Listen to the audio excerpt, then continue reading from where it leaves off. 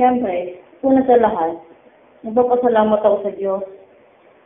Dahil kahit na may kapansanan ako, ay hindi niya pa rin ako pinabayaan.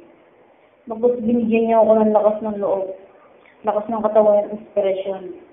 Upang magawa ang mga bagay na ginagawa ko tulad ng paglalaro o ang pagiging atleta ko.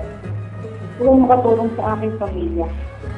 Pamilya na isa rin sa nagpalakas ng loob ko at aking inspirasyon.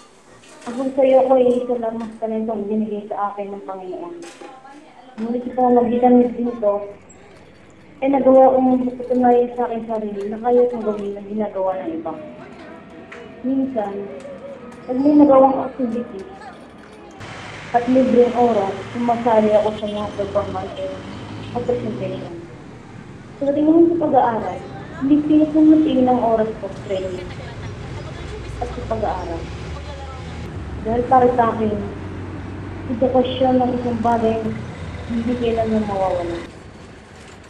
Sana mas magkaroon ng maraming opportunity sa mga disabled, lalo na sa mga disabled at sa tulad ko. At sana ngayong bagong Pangulo, bigyan ng pagkakataon at pantay na pagtingin para patayin ang mga disabled tulad ng transportation, accessibility, trabaho at suporta para sa aming mga atleta. Disabled athletes na dapat sa malaki ng Pilipinas.